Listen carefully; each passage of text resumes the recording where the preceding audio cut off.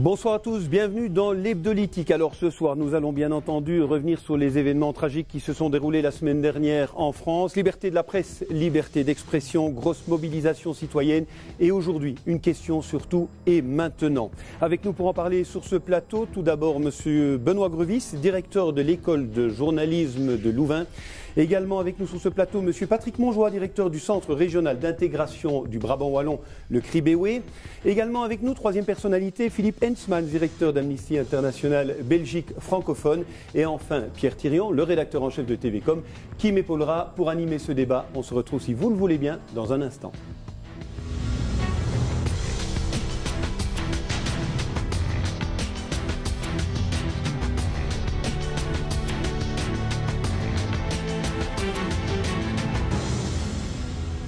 Bonsoir à tous les quatre et surtout merci d'avoir répondu à notre invitation pour parler bien évidemment des événements tragiques qui ont secoué la France et l'Europe tout entière la semaine dernière. Alors plus que de revenir sur les événements ce soir, on va vous poser surtout des questions autour des enseignements à tirer autour tout simplement de tout ce qui s'est passé. On a parlé de la liberté de la presse et bien évidemment de la liberté d'expression et puis surtout aujourd'hui, que faire? C'est ce qu'on va essayer la question à laquelle on va essayer de répondre. Avant toute chose, si vous le voulez bien, je vais vous proposer tout simplement de regarder une séquence. Elle a été préparée une nouvelle fois par Pierre Thirion.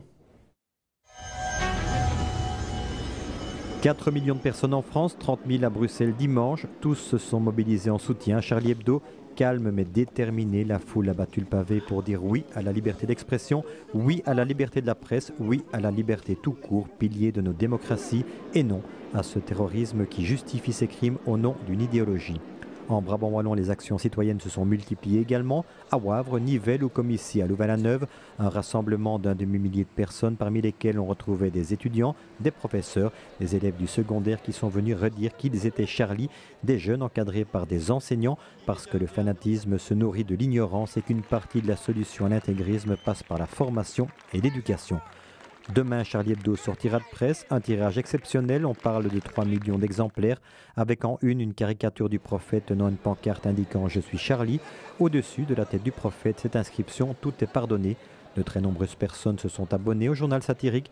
Les pouvoirs publics français ont décidé d'une aide financière pour la rédaction, accueillie pour l'instant dans les bureaux de Libération. Ça, c'est pour demain, pour le court terme. Il faudra ensuite, sans oublier ces atrocités et les assassinats, se demander comment on a pu en arriver là et comment faire pour que ça ne se reproduise plus, faire en sorte que la liberté de la presse et le vivre ensemble cohabitent de manière harmonieuse, autant de thématiques qui seront au cœur du débat de ce soir. Merci également à la RTBF de nous avoir fourni bien évidemment des images de la mobilisation de ce week-end à Bruxelles. Monsieur Grevis, bonsoir, merci de nous avoir rejoints. Je l'ai déjà dit, avant toute chose, revenons un instant sur les événements. En s'attaquant à Charlie Hebdo, c'est la liberté d'expression, la liberté de la presse, mais surtout sa liberté d'expression qui a été mise à mal. On peut le dire vraiment, c'est une notion fondamentale de la presse. C'est même la notion fondatrice de la presse, c'est ce qui fait la presse. La liberté d'expression des opinions, c'est un bien qui est collectif. Et je pense que ce qui se passe, ce qui s'est passé avec les rassemblements aussi inattendus, c'est ça, c'est la prise de conscience collective que ce qu'on désigne souvent de manière très réifiée, comme on dit, comme une espèce de chose que l'on mettrait sur une bibliothèque et qu'on admirerait sans trop plus la comprendre, c'est quelque chose qui doit se vivre et qui doit se vivre collectivement, et ce n'est pas la chose des journalistes non plus. Et c'est ça qui est important, je pense, mais c'est ça qui risque de se perdre aussi très vite. Alors on le sait, vous êtes un spécialiste reconnu des médias. Est-ce la première fois que la presse a été autant attaquée à travers ces décès au sein de la rédaction de Charlie Hebdo? Chez nous, certainement. Mais si vous regardez simplement, moi c'est mon métier, mais tous les journalistes malheureusement le savent, et le grand public ne le sait peut-être pas nécessairement, mais il suffit d'aller cliquer sur le site de Reporters sans frontières pour aller voir le nombre de morts chaque année et le nombre de personnes emprisonnées, battues, etc., pour se rendre compte que c'est une réalité quotidienne, mais qui nous paraît tellement lointaine. On pense à la Chine, on pense à l'Érythrée, on ne pense pas à la Belgique, on ne pense pas à la France. Et c'est vrai que pendant des années, moi j'ai eu l'habitude de dire à mes étudiants, regardez, parfois même des campagnes faites par des organisations journalistiques, qui mettaient le doigt sur une héroïsation des journalistes en disant les victimes de la liberté de la presse, et parfois de manière abusive. Alors que c'est vrai que chez nous, on a plutôt l'habitude de vivre des pressions d'un tout autre ordre. économique, politique, mais pas de pression violente au sens du risque de la perte de sa liberté ou de sa vie.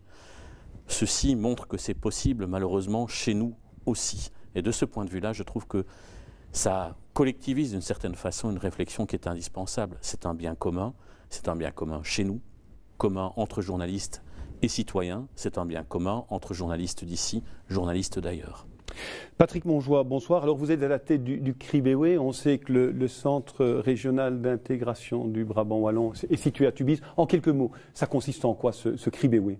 Le CRIBEWE travaille depuis maintenant 12 ans, ici sur l'ensemble de la province du Brabant wallon, à tout ce qui est le travail d'intégration des personnes étrangères et d'origine étrangère. Et donc c'est vraiment travailler sur le mieux vivre ensemble, sur le bien vivre ensemble, sur la cohésion sociale, par toute une série d'axes différents que je ne vais pas détailler ici tout le long. Alors, vous avez justement sorti un communiqué de presse aujourd'hui avec comme titre « Le CRIBEWE n'est pas que Charlie, le CRIBEWE est vigilant ». En toutes circonstances. Et donc c'est vraiment important d'aller jusqu'au bout de la phrase. Voilà, simplement brandir la pancarte Charlie, et c'est vraiment la réflexion qu'on a pu mener en équipe, c'est un peu s'engouffrer finalement dans cette réaction émotionnelle qui existe actuellement, et qui est importante. Ça nous touche et ça nous touche fort, bien évidemment. Mais je pense qu'il faut aller bien au-delà de ça. Et notre volonté, c'est vraiment de dire, voilà, il y a maintenant, il y a une attention qui est portée au jour d'aujourd'hui, mais nous, on veut vraiment avoir cette vigilance. Et cette vigilance, c'est vraiment une attention soutenue en toutes circonstances, de pouvoir relever les moindres remarques, les moindres phrases qui sont dites. Et que ça soit à la poste, dans la file, on entend quelqu'un qui dit, qui pose un regard en disant, oui, enfin voilà, c'est encore une fois telle communauté, eh bien, de pouvoir réagir. Et c'est vraiment notre volonté au niveau de l'équipe du CRIBEWE et au-delà de nous, au niveau des associations qu'on soutient, etc. C'est vraiment de dire, ben voilà, réagissons dans cette file de la poste, eh bien, allons interpeller les gens et remettons les choses en perspective, remettons les choses, ce fait, dans un contexte historique, politique, économique, etc. Enfin voilà, il faut pas s'arrêter à cet événement-ci. Je crois qu'il faut vraiment aller au-delà de ça. Monsieur Hensmans, Amnesty International dénonce régulièrement les menaces, les tortures que subissent les journalistes à travers le monde. J'ai envie de dire qu'il a presque fallu que ça se passe près de chez nous pour qu'il y ait une mobilisation citoyenne. Vous ne regrettez pas ? Non, c'est un grand classique. Hein. C'est ce qu'on appelle en termes journalistiques la règle du mort kilométrique. Hein. Il faut, au plus c'est loin, au plus il faut qu'il y ait une mort, sauf s'il y a un Belge à l'intérieur, pour qu'on en parle. Donc, on a l'habitude de ça. Je peux vous dire que jeudi, on va manifester devant l'ambassade d'Arabie Saoudite et ça va faire beaucoup de bruit. Pour un blogueur qui vient d'être condamné à 1000 coups de fouet, il a eu les 50 premiers coups de fouet vendredi passé. Parce que tout simplement, il a voulu ouvrir le débat dans son pays. Donc c'est vrai que il a fallu un événement comme celui-là, peut-être pour réveiller les consciences. C'est émotionnel, c'est vrai, mais en même temps, ça a permis aux gens de réaffirmer, aux gens qui ne croient pas aux valeurs comme le racisme et des choses comme ça, de prendre cette place-là. Et ça, c'est fondamental. C'était fondamental d'occuper le terrain avant ça. Ceci étant dit, je me rappelle que mon grand-père, qui habitait Genneval, défendait l'entrée du cinéma où on projetait des films d'Eisenstein avec des barres de fer contre les rexistes. Donc, la liberté d'expression en Belgique n'a pas toujours été de tout repos. Certainement, ça a été beaucoup plus calme ces 30 ou 40 dernières années, mais c'est vrai que c'est l'histoire d'un combat. Si on est arrivé là, et ça on a tendance parfois à l'oublier, c'est de dire, si on est arrivé à un niveau de liberté de la presse comme celui qu'on a, c'est parce qu'il y a des gens qui se sont battus, qui ont laissé parfois leur vie dans l'affaire, et qui ont fait en sorte qu'aujourd'hui, on est atteint à ce niveau-là, avec les problèmes que vous mentionnez, économiques, politiques, etc. aussi. Hein. Boko Haram au Nigeria, 2000 morts, une fillette de 10 ans qu'on utilise comme bombe humaine, on en a très peu parlé à cause de notre actualité. Oui, très peu. Et je dirais en même temps, tous les jours, il y a des milliers de femmes qui se font violer au Congo, hein, des enfants soldats employés en permanence, qui sont souvent violés eux-mêmes. Donc il y a vraiment beaucoup d'endroits à travers la planète. Si vous prenez le rapport annuel d'Amnesty, c'est pas compliqué. Il y a 155 pays en moyenne dedans, et y compris des pays dont les chefs d'État défilaient dimanche. Hein. Il n'y a jamais eu autant de journalistes en prison qu'en Turquie aujourd'hui. Il y en avait moins sur la junte militaire. Il défilait dimanche. Alors, nous étions dans la manif aussi, mais ce n'est pas pour autant qu'on approuve évidemment ce genre de comportement. Très rapidement, un côté un peu hypocrite à cette marche, selon vous, avec ces dirigeants du monde qui bafouent justement les principes même de la liberté de la presse? Alors, ce qui est intéressant, c'est que quand on regarde bien les images, ils n'étaient pas dedans. Ils étaient dans une rue parallèle, et quand on prenait les images d'en haut, on se rendait compte qu'il n'y avait personne derrière eux, qu'ils étaient tout seuls. Donc, je crois que ça, c'était important de s'en rappeler. c'était important d'être là quand même, je le crois, fondamentalement. Là où moi j'ai plus peur, c'est que ça ait servi d'occasion pour mettre en place des stratégies dites de lutte contre le terrorisme qui sont déjà assez pénibles comme ça pour les droits fondamentaux et qui risquent encore de s'aggraver. Le Patriot Act, non merci. Pierre Thirion, liberté d'expression bafouée, et comment la presse régionale peut-elle se montrer solidaire de tels événements et surtout d'une telle réaction, d'une telle mobilisation citoyenne? Voilà, telle mobilisation, chez nous aussi, évidemment, les premières réactions, c'était, je suppose, comme tout le monde, d'être choqué. En tant que journaliste, enfin, c'est terrible à ce point qu'on se dit, on va nous dire que c'était une mise en scène, que c'est pas vrai. Enfin, au départ, c'est tellement énorme, tellement abject qu'on se dit que c'est pas possible. Et puis après, on a assez rapidement retrouvé un réflexe journalistique, mais on s'est dit comment nous traiter ça avec l'angle Brabant Wallon, évidemment, puisque Télécom est la télévision du Brabant Wallon. Il se fait qu'il y avait un caricaturiste qui était disponible, Pader, qui est un Nivellois, qui était également sous le choc, mais qui a vraiment eu une réaction dès le premier jour. Et puis évidemment, on a voulu témoigner en participant à cette manifestation à Louvain-la-Neuve. Un demi-millier de personnes, aura peut-être l'occasion de parler, un peu réunies grâce aux réseaux sociaux. Je pense que les réseaux sociaux ont joué et jouent un rôle très important, en bien comme en mal d'ailleurs. Là, un demi-millier de personnes, avec des gens du ciel, avec des profs, avec des enseignants, également avec, on l'entendra un petit peu plus tard, avec également des musulmans qui ont dit également pour eux que c'était important d'être là. Et puis TVcom, on a fait notre job, et TVcom en tant qu'institution, vous y étiez comme directeur, c'était important de se dire, on était Charlie également, on a aménagé notre site internet avec un bandeau noir. Donc voilà, on a vraiment fait une réaction. Et puis comme disait Patrick Monjoie, on a dit je suis Charlie à un moment, mais il faut voir et après. Et après, c'est notamment en partie le débat qu'on a mis en place aujourd'hui. On est allé également aujourd'hui dans une école à Mont-Saint-Guibert parce que la formation, l'éducation, je pense que c'est une des clés pour en tout cas que ça ne se reproduise plus. Alors Benoît Grevis, en Belgique, on est très loin de tout ça avec une presse assez engagée. Charlie Hebdo connaissait des difficultés financières, avait été notamment trouvé le président pour avoir de l'aide. En Belgique, la presse d'opinion, la liberté d'expression, on a le sentiment qu'on ne doit pas trop y recourir. J'ai envie de dire malheureusement, c'est une impression. La presse d'opinion, ceux qui connaissent un peu l'histoire récente de la presse vous diront il n'y en a plus vraiment. Je vais être un peu lapidaire et donc injuste, mais dire que la différence idéologique aujourd'hui entre Le Soir et La Libre, par exemple, à part quelques rubriques et encore qui s'atténuent de plus en plus, je ne vois pas toujours la différence. Je ne m'en plains pas nécessairement, mais la presse d'opinion n'est plus vraiment en combat au sens journalistique du terme.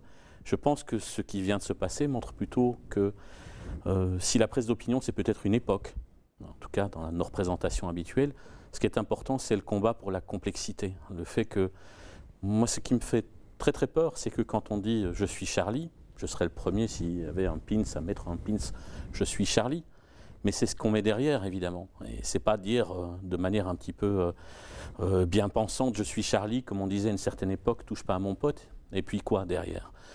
D'un point de vue journalistique, et la question est bien au-delà de la simple question journalistique, évidemment, il y a des questions d'éducation, vous venez de les évoquer, il y a des questions de géopolitique, on paye peut-être aussi ce qu'on a fait pendant 10-15 ans, nous ou d'autres puissances, mais d'un point de vue journalistique, la question c'est quelle place laisse-t-on à la complexité? Dire je suis Charlie, c'est bien gentil, quelle place fait-on au débat complexe, au fait qu'on n'est pas d'accord avec un tel ou un tel, que l'opinion d'un tel est plus complexe que la caricature qu'on peut en faire, que l'information c'est autre chose que l'immédiateté, la rapidité, la formule lapidaire, les 10 secondes, que c'est autre chose que Facebook avec des avis qui sont envoyés simplement sur le quantitatif ou le drôle ou le pas drôle. C'est ça le véritable enjeu. De ce point de vue-là, ce sont les journalistes qui sont interrogés. Qu'est-ce que vous allez faire dans les années qui viennent ou dans les mois qui viennent pour faire autre chose que du journalisme simpliste, mais je passe assez de temps là-dessus pour savoir à quel point c'est très compliqué, parce que les pressions qu'on a évoquées tout à l'heure, celle de la rapidité, celle de la concurrence des nouveaux médias, celle de la gratuité, celle simplement des moyens disponibles pour le faire, font qu'aujourd'hui c'est très très compliqué et que c'est un débat qui probablement interpelle aussi les pouvoirs publics. Réaction peut-être de Philippe Hensman, c'est Patrick Monjoie, Philippe Hensman. Si je peux dire, moi ce qui m'a frappé, c'est qu'aujourd'hui il y a une réaction comme ça, la théorie du complot, qu'on entend beaucoup chez les jeunes, et qui en fait on dit mais c'est parce qu'ils n'ont rien compris, Ils n'ont pas été éduqués aux médias, etc. En fait, je pense que ce n'est pas vrai. C'est justement la recherche de la complexité. C'est de se dire, mais moi j'ai été voir ailleurs pour essayer de trouver la vérité et de gratter un peu au-delà de ce qu'on me montre à la télévision, au-delà de ce qu'on peut voir dans les journaux. Je ne pense pas qu'ils les lisent beaucoup, mais vraiment, c'est de se dire, il y a un discours ambiant et moi je veux savoir un peu ce qu'il y a là derrière. Et la théorie du complot, ce n'est pas la bonne réponse, mais c'est une réponse qui peut leur sembler peut-être plus juste ou plus proche de la vérité. Ça, c'est évidemment dangereux. À côté de ça, il y a effectivement sur les réseaux sociaux, on a aussi affaire à, je ne sais pas moi, un petit groupe de 500, 600 de gens vraiment de droite, très à droite, qui monopolisent les forums des journaux et qui, à terme, risquent, même s'ils ne le sentent pas, d'influencer les rédactions elles-mêmes. Et d'ailleurs, ça se voit avec des nouveaux journalistes qui arrivent et qui disent « sur nos réseaux sociaux, voilà ce qui se dit ». C'est extrêmement dangereux parce que quand on surveille de près les forums des journaux, c'est pas grand-chose. Et donc voilà, c'est tout ça qui est terriblement compliqué. Je pense que la recherche de la complexité, elle est là. Mais il faut savoir y répondre et les médias auxquels on a affaire aujourd'hui ne le permettent pas vraiment en fait. Avant de céder la parole à Pierre Thirion, réaction également de Patrick Montjoie, je voudrais simplement vous poser la question suivante. Est-ce que, bon, ce qui s'est passé en France, vous avez le sentiment que c'est peut-être un problème que nous avons eu par rapport à l'immigration? Certains politiques l'avaient dit, un manque de formation peut-être des éducateurs pour faire en sorte qu'une jeunesse ne se retrouve plus dans nos sociétés. Comment peut-on expliquer une telle faillite d'un système d'éducation? Comment l'expliquer? Voilà. Ou comment y remédier peut-être? Alors voilà, c'est plutôt vers ça que j'ai envie d'aller. Je me dis, voilà, il faut regarder vers l'avant. Et je crois que c'est l'humain. Il faut revenir sur l'humain. Les forums, Facebook, etc. Voilà, sont des moyens d'expression avec l'énorme luxe d'être caché derrière son clavier, derrière son écran. Et donc on peut balancer les plus grandes horreurs que face à face. On ne dirait pas. Et donc je crois qu'il faut vraiment revenir sur l'humain, sur les moments de rencontre, sur le moment où on se met à discuter. Et qu'on se serve finalement peut-être de ce qu'il y a dans les journaux, de ce qu'il y a dans Facebook, dans les autres réseaux sociaux, mais de pouvoir vraiment créer ce débat. Et que, alors, les écoles sont un des lieux où on peut créer ce débat. Il n'y a pas que celui-là. Et je crois aussi que les écoles aussi doivent s'ouvrir sur l'univers hors de l'école. Et donc d'amener des structures qui peuvent amener un regard, qui peuvent amener une méthodologie de débat. Le professeur, il est là. Il a un métier à part entière. Créer le débat derrière, eh bien, il peut s'appuyer sur des professionnels qui sont à l'extérieur, qu'ils soient journalistes, qu'ils soient d'Amnesty International. Le CRIBEWE le fait ici au niveau du Brabant Wallon. Et c'est vraiment important de revenir dans le débat et de dire aux gens, ben, rencontre, voilà, assieds-toi autour de la table et prends le temps de discuter avec celui qui est en face de toi. Cette personne porte le voile, eh ben, discute-en si ça t'interpelle. L'autre a une autre religion, est laïque, pense comme si il est grunge, que sais-je. Eh ben, prends le temps de discuter, d'aller découvrir ce que c'est que cette personne et finalement, voilà, d'avoir finalement ce rapport comme les jeunes enfants ont. Je l'aime ou je l'aime pas parce que ce copain-là, je m'entends bien avec lui et je partage mes bonbons avec lui, mais l'autre, je l'aime pas, point. Et donc c'est un rapport comme ça plus enfantin, plus simple finalement à l'être humain et on s'entend bien ou on s'entend pas, point. Mais c'est pas parce qu'il appartient à une religion, parce qu'il appartient à une culture que je l'aime ou que je l'aime pas. C'est au-delà de ça. Pierre Thirion. Voilà, je voulais réagir un peu à ce que Benoît Grevy disait. Effectivement, plus de presse d'opinion ou très peu. Benoît, tu prenais l'exemple à Libre le soir en caricaturant, c'est le cas de le dire, pas de véritable différence. Moi, je me posais la question, est-ce que ce n'est pas justement au niveau des réseaux sociaux que se fait cette presse d'opinion, mettant chacun, entre guillemets à nouveau, peut être journaliste, on a les moyens, on voit. On poste ce qu'on veut sur Facebook. Les appareils photo dans les téléphones sont d'une qualité incroyable. Donc, quelque part, je me demande si le débat ne s'est pas déplacé. Le problème, c'est qu'il n'y a pas d'encadrement. Il n'y a pas de mise en perspective. Et donc, comme tu l'as bien dit, des dérives, effectivement, et quelques groupes qui monopolisent et qui se font passer pour la voix du plus grand nombre, ce qui est loin d'être le cas. Ça, c'est une première réflexion. Et peut-être, Max, si vous permettez, une deuxième qui est plus une question des médias professionnels. Ce qu'on a vu, évidemment, est horrible, mais je veux dire, ça a également alimenté une partie de voyeurisme. On était assis pendant des heures devant une caméra fixe, mais on était presque de la télé-réalité, qu'on était là, ou devant des experts, on n'était pas loin de ça. Alors, je peux comprendre que pour les jeunes ou pour des gens peu avertis de la manière dont les médias fonctionnent, c'est dangereux, c'est dangereux. Il n'y avait pas de mise en perspective, c'est ça, je trouve. Une réaction de Benoît Grevy. Je ne peux qu'être d'accord avec ça. Le problème, c'est la mise en perspective. J'ai même envie de prendre la question à l'envers. Qu'est-ce qui fait la spécificité de Charlie Hebdo ou de la presse satirique? C'est que quand on fait de la satire, quand on fait du dessin, qui est fait comme, je ne sais pas si vous avez vu le bandeau qui a sous Charlie qui est en préparation, journalisme irresponsable. Quelqu'un pense-t-il une seconde que les gens de Charlie pensent sérieusement qu'ils font du journalisme irresponsable? C'est du second degré. Et tout dessin, c'est du second degré. En tout cas, c'est l'obligation de se poser la question du sens. C'est ça qu'ils font dans une forme qui est peut-être une vieille forme de la presse, qu'il faut rappeler, plus personne n'achetait. Il y a quelques abonnés, quelques acheteurs réguliers. Mais soyons sérieux, qui lisait, qui achetait Charlie dans tous ceux qui ont défilé? Donc c'est peut-être une vieille forme, mais qui avait le mérite, et qui a le mérite de poser la question du sens. Que fait Facebook? Que font les réseaux sociaux? Alors ils brassent tout. Alors on doit réinventer. Moi je ne suis pas passéiste, je ne suis pas moraliste, mais on sent bien que dans ce qu'on est en train d'inventer, il y a des dangers énormes. Et le danger, c'est celui que vous pointez très justement. C'est où cadre-t-on? Alors on sait on va devoir réguler ça autrement. On ne peut pas dire tout et n'importe quoi sans porter de responsabilité. Alors que les journalistes doivent porter une responsabilité, ou leurs éditeurs doivent porter une responsabilité quand ils disent les choses. Mais en même temps, le journal dans sa forme classique est en train de mourir, il faut le dire. C'est qu'au moins on pouvait structurer un débat pour, contre, avec des arguments. Aujourd'hui, on doit inventer une forme d'échange d'arguments. Je vais revenir chez Pierre Thirion, parce que on a peut-être une réaction qu'on va écouter au cours de cette émission. Elle serait très intéressante. C'est quelqu'un que vous avez rencontré à Louvain-la-Neuve la semaine dernière. Voilà, justement, Benoît parlait de mise en perspective. C'est vrai que cette manifestation a admis milliers de personnes. C'est rien évidemment comparé à Bruxelles ou à Paris, mais des gens de tous horizons. Et j'en parlais justement de la communauté musulmane. Eh bien, il y avait le président du Centre culturel islamique d'Ottignies-Louvain-la-Neuve, Mourad Bellal, qui était là. Et vous allez l'entendre, il était là évidemment pour témoigner son soutien aux journalistes et aux morts et aux familles des attentats, mais également il avait une mise en perspective en se disant que finalement ces attentats, eh bien, les victimes importantes et collatérales étaient les musulmans eux-mêmes. Voilà. On va l'écouter. Je viens au nom de la communauté musulmane, c'est pour exprimer mon soutien aux 10 victimes de l'attentat d'hier que nous condamnons avec force.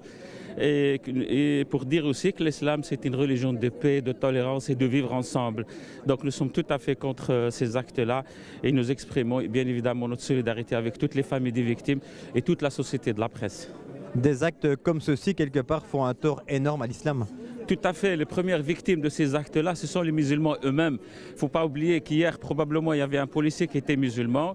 Dans les attentats qui sont passés il n'y a pas longtemps, les soldats français qui ont été tués, il y avait aussi un musulman. Donc la communauté musulmane, elle souffre en premier lieu. Important de voir beaucoup de jeunes, d'étudiants qui sont ici. Tout à fait. Moi-même, j'étais étudiant et docteur de cette université. Et donc, tout à fait, je suis tout à fait d'accord que c'est important de voir les étudiants parce que c'est l'avenir et c'est eux qui vont essayer quand même de faire face avec leur intelligence à un certain nombre de tentatives de division de notre société qui visent à faire du mal à tout le monde. Alors, susciter le débat, ce sera quelque chose de très important dans les semaines, dans les mois, dans les années à venir. Philippe Hensmans, au niveau d'Amnesty International, vous aviez déjà édité un dossier pédagogique sur la liberté d'expression. Il date de 2011, il était prémonitoire. Oh, je dirais pas, c'est un peu notre fonds de commerce depuis 60 ans, donc je dirais ça fait des années qu'on se bat pour ça, mais c'est clair qu'on a voulu vraiment reprendre les choses au départ en travaillant avec les jeunes, en disant dans le fond, mais qu'est-ce que vous publieriez et qu'est-ce qui, d'après vous, est autorisé ou pas, hein, et qu'est-ce qui fait qu'à un moment donné, ça relève de la liberté d'expression, ça relève de la haine, du racisme ou d'autres choses. Et où est-ce qu'on met les limites? Essayons une fois de discuter ensemble pour dire, tiens, d'après vous, qu'est-ce qu'on peut dire, qu'est-ce qu'on ne peut pas dire. C'est évident que c'est très différent suivant les milieux dans lesquels on se trouve, les écoles dans lesquelles on se trouve, etc. Mais on a essayé de prendre des points de repère aussi en disant, tiens, voilà, ce qui se fait aujourd'hui, ce qui a été décidé par la Cour européenne des droits de l'homme à un moment donné en disant ça peut être provocateur, hein, c'est pas pour autant qu'on peut l'interdire. Et puis aussi, est-ce qu'on doit interdire avant ou est-ce qu'on interdit après ou on punit une fois que les choses ont eu lieu? Et ça, c'est fondamental parce que tous les débats qu'on a eus sur Zemmour, par exemple, j'ai trouvé que la Ligue des droits de l'homme était parfaite. Elle a donné juste la bonne ligne en disant on n'a pas à condamner quelqu'un avant qu'il ne parle. S'il parle et qu'il dit quelque chose qui est contraire à la loi, on l'arrête, on le met en prison ou on le punit. Mais pas avant. Et donc, je crois que c'est vraiment important d'arriver à dire ce genre de choses, mais il faut faire un travail de fond, parce que tout ça, c'est vraiment très fin. Qu'est-ce qui relève du racisme, qu'est-ce qui relève qui n'en est pas, et qui est simplement du débat normal, ben, c'est pas toujours si évident. Et c'est pour ça qu'on a fait ce dossier-là. Voilà, on va sans aucun doute dépasser un peu le temps à partir de cette émission, mais c'est pas grave. Patrick Montjoie, simple question. Vous avez peur d'une société plus sécuritaire? Vous stigmatisez également les médias qui attisent quelque part l'émotion? Mais oui, voilà, c'est un peu le regard. Et la société sécuritaire, moi, ce qui me fait peur, le danger que je vois ici en termes de conséquences, c'est que justement, une série de lois plus sécuritaires où on vient avec les caméras de surveillance, où on amène, et la question pour l'instant, les militaires à qui on donnerait plus de place au même titre que la police, où on reste sur des suspicions et les suspicions seraient suffisantes pour pouvoir retirer, faire la déchéance de nationalité, ce genre de choses. Ce sont des choses qui sont là, qui traînent dans les cartons. C'est pas nouveau, c'est pas aujourd'hui, ça existait déjà avant. N'empêche que l'émotion d'aujourd'hui peut légitimer ce genre de choses et peut amener les politiques à faire voter ces lois avec tout un peuple qui les suit en disant « mais oui, c'est ça qu'on a besoin ». Non, je pense que justement, il faut garantir la sécurité des citoyens, bien évidemment, mais attention de ne pas franchir la ligne rouge et de simplement, sur des suspicions, aller trop loin. Voilà, objectivons les choses quand même. Pierre Thiriot, vous allez rebondir. Oui, je veux réagir et prolonger peut-être la réflexion. Avec la France, maintenant, on entend qu'ils voudraient faire une sorte de Patriot Act, hein, comme les États-Unis ont appliqué, donc réduire quelque part les libertés au nom de la lutte contre le terrorisme. C'était après le 11 septembre. Mais peut-être Philippe Hensmans, une réaction à ça.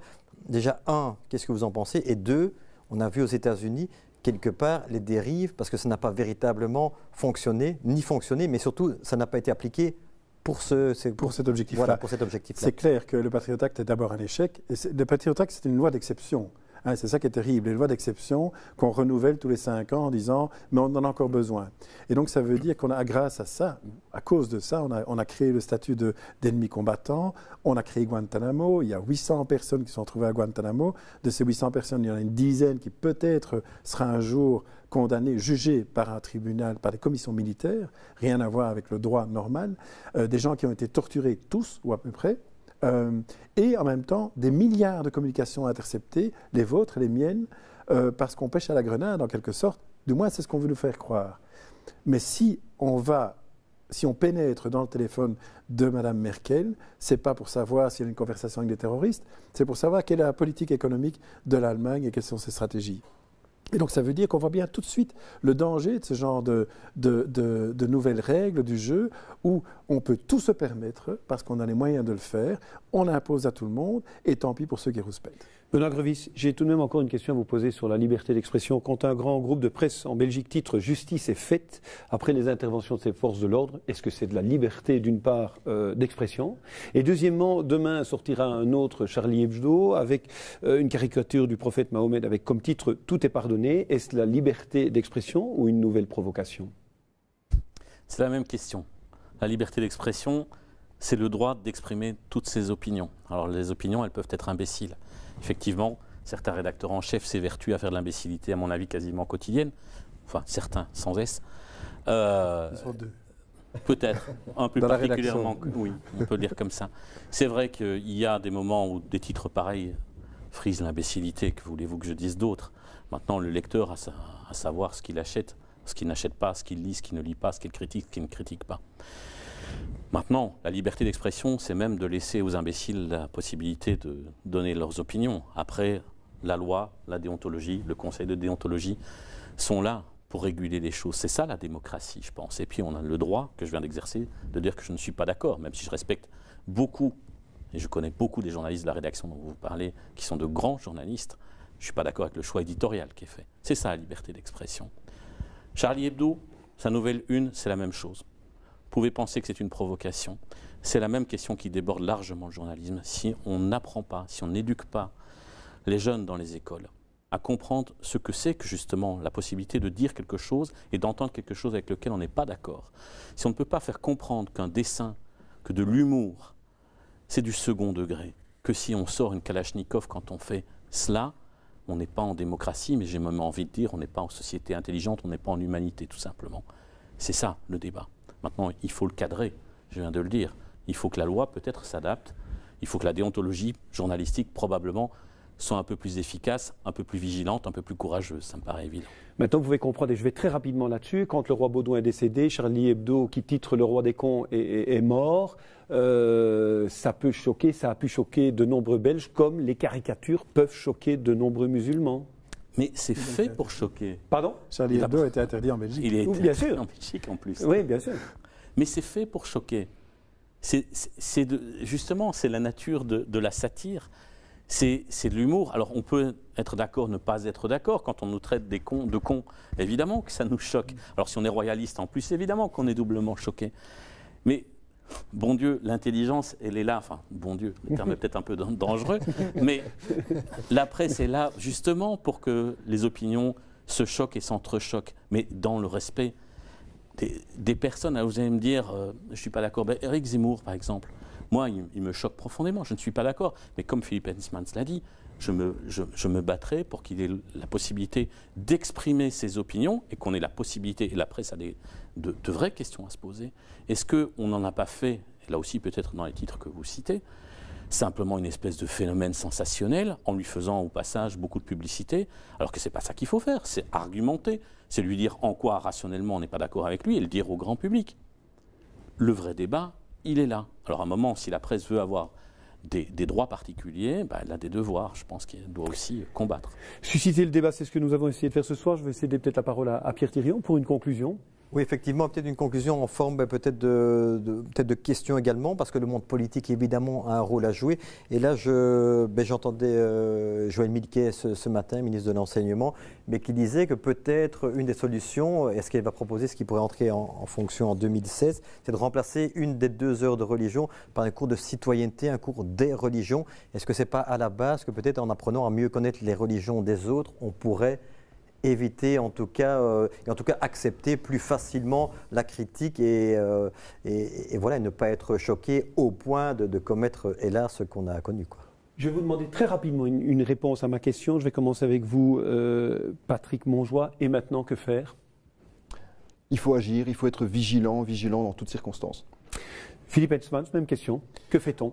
Permettre aux jeunes, dans notre société, de trouver du sens dans la vie qu'ils mènent. Il ne suffit pas de leur donner un ballon ou des ateliers créatifs.